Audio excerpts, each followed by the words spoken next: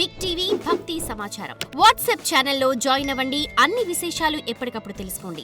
Big TV ప్రేక్షకులకు నమస్కారం. మాఘపురాణం ప్రత్యేక కార్యక్రమానికి సాదర స్వాగతం. శ్రీ గణేశాయ నమః, సరస్వత్యై నమః, శ్రీ గురుభ్యో నమః. మాఘపురాణం 16వ అధ్యాయం మార్కండేయుని వృత్తాంతం. మనం ఎంతో చక్కగా మాఘమాస ప్రాశస్త్యాన్ని ఒక్కో అధ్యాయంలో చక్కగా తెలుసుకుంటూ వస్తున్నాం. మరి ఈ మాఘమాసానికి సంబంధించి ప్రతి ఒక్కరూ తప్పనిసరిగా ఆచరించవలసిన ముఖ్యమైన కార్యక్రమం ఏంటంటే సూర్యోదయాత్ పూర్వమే స్నానం చేయటం. ఈ మాఘమాసంలో స్నానానికి విశేషమైన ప్రాధాన్యం ఉంది. మనం గమనిస్తే గత అధ్యాయాలలో మనం ఎంతో చక్కగా తెలుసుకుంటూ వస్తున్నాం. కాశీ క్షేత్రానికి వెళ్ళి అక్కడ ఎంతో చక్కగా నదీ తీరంలో ఒక కుటీరం ఏర్పరచుకొని మృకుండు, కుముద్వతి వాళ్ళు పుత్ర సంతానం కోసం తపస్సు చేయగా శివుడు మెచ్చి వాళ్ళకి అనుగ్రహాన్ని అందించాడు. మరి మీకు అల్పాయుష్కుడు అయిన గుణవంతుడు కావాలా, లేదా చిరంజీవిగా ఉన్న బుద్ధి లేనివాడు కావాలా అని అడిగితే వారు అల్పాయుష్కుడైనా పర్వాలేదు, గుణవంతుడే కావాలి అని అనుకున్నారు. దానికి తగ్గట్టుగానే శివుడు అనుగ్రహాన్ని అందించారు. మృకండు, కుముద్వతి వాళ్లకు జన్మించిన పిల్లవాడు మార్కండేయుడు. మరి 16వ అధ్యాయంలో మనం మార్కండేయ వృత్తాంతం గురించి తెలుసుకుంటున్నాం. నిజంగా చాలా గొప్ప అధ్యాయం అన్నమాట ఇది. ఈ 16వ అధ్యాయం ప్రతి ఒక్కరూ తప్పనిసరిగా విని తీరాల్సిందే. ముఖ్యంగా చిన్నపిల్లలు తప్పనిసరిగా ఆచరించవలసిన ముఖ్యమైన పని ఈ అధ్యాయంలో చాలా అద్భుతంగా తెలియచేశారు. ఏంటంటే వారు తపస్సు చేశారు, శివుడు అనుగ్రహించాడు, ఆ వరప్రసాదిగా పిల్లవాడు పుట్టాడు. ఎంతో అద్భుతంగా అల్లారు ముద్దుగా పెంచుకున్నారు. ఆ మార్కండేయుడికి చక్కని విద్యాబుద్ధులు నేర్పించారు, చక్కగా చదువు సంస్కారం నేర్పించారు. మృకుండు చిన్నప్పటి నుంచే చెప్పాడు పిల్లవాడికి, పెద్దలు ఎవరు కనబడ్డా నమస్కారం చెయ్యాలి అని. ఆ పిల్లవాడు తండ్రి చెప్పిన మాట జవదాటకుండా పెద్దవాళ్ళు ఎవ్వరు కనిపించినా కానీ కాళ్లకు నమస్కారం చేసేవాడు, వాళ్ళ ఆశీర్వచనాలు అందుకునేవాడు. అయితే ఒకసారి వాళ్ళ ఆశ్రమానికి 7 ఋషులు వచ్చారనమాట. అయితే వాళ్ళందరికీ కూడా ఎంతో చక్కగా నమస్కారం చేస్తున్నాడు. అందులో వశిష్ఠుల వారు ఆయన నమస్కరించబోతుంటే పిల్లవాడు తిరస్కరించాడు. ఇదేంటి, చిన్న పిల్లవాడు నమస్కరిస్తుంటే తిరస్కారం ఏంటి అని అంటారు. మీకు తెలీదా, శివ అనుగ్రహంతో ఈ పిల్లవాడు పుట్టాడు, కానీ ఇతడు అల్పాయుష్కుడు. మరి శివుడి మాట మనం తీయటానికి ఆశీర్వచనం ఎలా ఇస్తారు అని అంటారు. పాపం పిల్లవాడు మటుకు ఏం చేశాడు? మరి దీనికి తరుణోపాయమే లేదా? మరి ఈ పిల్లవాడికి ఆయుష్ పెంచే మార్గం ఏదైనా ఉందా అని అనుకున్నారు. సరే, ఈ పిల్లవాడు, మృకండు, కుముద్వతి, 7 ఋషులు అందరూ కలిసి బ్రహ్మదేవుడి దగ్గరికి వెళ్ళారనమాట.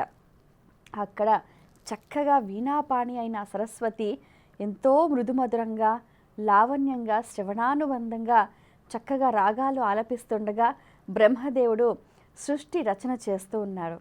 సరే, ఈ పిల్లవాడి వృత్తాంతాన్ని తెలియజేశారు. మరి ఇప్పుడు ఇతనికి ఆయుష్ రావాలి అని అంటే ఎలా? మరి శివుడే అనుగ్రహం ఇచ్చాడు, శివుడు వరం ఇచ్చాడు. మరి దాన్ని అతిక్రమించి ఇతనికి ఆయుష్ ఇవ్వాలన్నా మరి ఆ శివుడి అనుమతి, అనుగ్రహం కావాలి అని అంటారు. సరే, ఏం చేద్దాం, పిల్లవాడి చేత తపస్సు చేయిద్దాం, ఆ పరమేశ్వరి అనుగ్రహం వారి ఇచ్చ ఎలా ఉందో చూద్దాము అని అంటారు. చక్కగా పిల్లవాడు గోదావరి నదీ తీరానికి వెళ్తాడు. వెళ్ళే ముందు కూడా చక్కగా తల్లిదండ్రులకి నమస్కారం చేసి శివుడి గురించి తపస్సు చేయడానికి బయలుదేరుతున్నాను, ఆశీర్వదించండి అని తల్లిదండ్రులకు నమస్కారం చేసి 7 ఋషులకు నమస్కారం చేసి ఎంతో చక్కగా గోదావరి నదీ తీరాన శివుడి గురించి తపస్సు చేయడం ప్రారంభిస్తాడు. ఎంత భక్తితో, ఎంత నిష్టతో, ఎంత ఏకాగ్ర చిత్తంతో అసలు ఆ బాలుడు ఆ పరవశంతో ఎంత ఇదిగా పరమేశ్వరుని తపస్సు చేస్తున్నాడంటే ఆ దృశ్యం తలుచుకుంటేనే మనసు పులకిస్తుంది. మరి శివుడి గురించి ఆ పిల్లవాడు చేస్తున్న ఆ తపస్సు చూసి శివుడు కూడా ఉబ్బి తబ్బిబ్బైపోయాడు. సరే, ఇక మరణ ఘంటికలు మోగుతున్నాయి. ఆ యమ పాశం అనేది మార్కండేయుని సమీపిస్తూ ఉంది. ఇతను భయభ్రాంతులైపోయాడు. ఏం చేయాలో అర్థం కాలేదు. ఎదురుగుండా ఉన్న ఆ శివలింగాన్ని గట్టిగా పట్టేసుకున్నాడు, కౌగిలించుకున్నాడు. శివ శివ శివ శివ అంటూ కూడా ఆ పరమేశ్వరుణ్ణి ఏమరక ఆ మార్కండేయుడు స్మరిస్తూ ఉన్నాడు. ఆ యమపాశం వచ్చింది, కానీ ఆ బాలుణ్ణి తాకలేకపోతుంది. ఇది ఏమి చిత్రం, ఇది ఏమి మాయ అని యముడు ఇక యమలోకాన్ని నుంచి దిగి వస్తాడు. యమభటుల వల్ల పని అవ్వలేదు, అందుకని యముడే దిగి వస్తాడు. ఈ బాలుడు ప్రాణాలు తీసుకురాలేకపోతున్నారు, అసలు ఏం జరుగుతోంది ఇక్కడ అని వస్తాడనమాట యమలోకం నుంచి. తీరా చూస్తే బాలుడు శివుణ్ణి పట్టుకున్నాడు. ఇక మనం చేసేదే ఉంది, మన ధర్మం మన కర్తవ్యం చేయాలి. మళ్ళీ ఇంకోసారి పాసాన్ని విసురుతాడనమాట. శివుడు ఆగ్రహంతో ఉగ్రుడైపోయి ఒక్క శూలంతో యముని పొడిచేస్తాడనమాట. శివ, నేను నా ధర్మాన్ని కర్తవ్యాన్ని చేశాను, నీవు ఇలా ఉగ్రుడవ్వడం న్యాయమా? అంటే నీవు నా భక్తుడిని ఇబ్బంది పెట్టడానికి చూడటం న్యాయమా? ఇక్కడ నాకు భక్తి తప్ప నాకు ఇంకేమీ కనిపించలేదు అని అంటాడు. సరే, పరిస్థితి అంతా చక్కబడుతుంది. ఈ బాలుడి భక్తికి తపశ్శక్తికి ఆ పరమేశ్వరుడు సంతసించి అతనికి పూర్ణ ఆయుష్నిస్తాడు.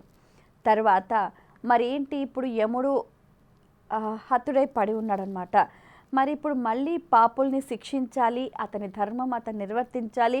ఒకవేళ పాపులు శిక్షించబడకపోతే ఈ లోకంలో వాళ్ళంతా పెరిగిపోతారు కదా. ఏదైనా లయం కావాల్సిందే. సృష్టి, స్థితి, లయ, ఇవి మూడు కూడా రొటేట్ అవుతూనే ఉండాలి. ఆ కార్యక్రమాలు ఒకదాని తర్వాత ఒకటి జరుగుతూనే ఉండాలి. అది సృష్టి క్రమం, సృష్టి ధర్మం అది. సో మళ్ళీ ఏం చేశాడంటే పరమేశ్వరుడు యముణ్ణి మళ్ళీ జీవించేలాగా అనుగ్రహించాడనమాట. ఆ తర్వాత అంతా యథావిధిగా జరిగింది. ఇందులో మనం తెలుసుకోవాల్సిన విషయం ఏంటి అని అంటే, పెద్దవాళ్ళు ఎవరు కనిపించినా ఆశీర్వచనం తీసుకోవాలి, వాళ్ళకి నమస్కారం చెయ్యాలి. అలా చేస్తే మన జీవితంలో మనకు తెలియకుండా మనకున్న దోషాలు పోతాయి. ముఖ్యంగా అపమృత్యు దోషం అంటే ఏంటంటే, మృత్యువు ఏ వైపు నుంచి ఎలా వస్తుందో తెలియదు మనకు. ప్రస్తుతం ఉన్న ఈ కలియుగంలో అయితే ప్రతిరోజు కూడా యమ ఘంటికలు మోగుతూనే ఉంటాయి. మనం రోడ్డు మీద వెళుతున్నా, కూర్చున్నా, నించున్నా, ఏదైనా తిన్నా తాగినా మృత్యువు ఎటువైపు నుంచి ఎప్పుడు ఎక్కడ ఎలా మనల్ని కాటేస్తుందో తెలియదు. కాబట్టి మన జీవితాన్ని మనం రక్షించుకోవాలి అని అంటే సదా నామస్మరణ అనేది ముఖ్యం, అంతే కదా. కలౌ స్మరణాన్ ముక్తి అని అంటూ ఉంటారు కదా. ఈ కలియుగంలో నామస్మరణ అనేది ముక్తిని మనకు అందిస్తూ ఉంటుంది. మరి మార్కండేయుడు చిన్న పిల్లవాడు, ఎంత భక్తి శ్రద్ధలతో ముచ్చటగా ఎవ్వరు పెద్దవాళ్ళు కనిపించినా నమస్కారం చేశాడు. చూసారా, అతను అల్పాయుష్కుడైనా అతను చేసిన నమస్కారానికి, అతను పొందిన ఆశీర్వచనానికి ఆయన పూర్ణ ఆయుష్మంతుడయ్యాడు. ఇది ప్రత్యక్ష నిదర్శనం. పరమేశ్వరుని అనుగ్రహాన్ని పొందాడు. ఇవే కాకుండా తర్వాత మళ్ళీ తను జీవితాంతం కూడా సుఖంగా ధర్మవర్తనంగా జీవనాన్ని గడుపుతూ ఉన్నాడు. దీనికి అంతటికీ కూడా కారణం మాఘస్నానం. అంటే ఆ పిల్లవాడి తల్లిదండ్రులు మాఘమాసంలో ప్రాతకాలం అంటే సూర్యోదయాత్ పూర్వమే స్నానం చేయటం, ఆ పుణ్య ఫలితంగా ఈ పిల్లవాడు శివానుగ్రహం చేత పుట్టడం, అతనికి దోషం ఉన్నా కూడా ఆ దోషం నిర్మూలం అవ్వటం, ఇదంతటికీ కూడా మూల కారణం, మూలం ఏది అనంటే మాఘస్నానం. కాబట్టి మాఘమాసంలో సూర్యోదయాత్ పూర్వమే స్నానం చేస్తే మన జీవితంలో మనకున్న దోషాలన్నీ కూడా ఇట్టే సమసిపోతాయి. శివ అనుగ్రహం పరిపూర్ణంగా లభిస్తుంది. ఇది ఈ అధ్యాయంలోని అంతరార్థం. స్వస్తి. For more videos like this, subscribe Big TV channel.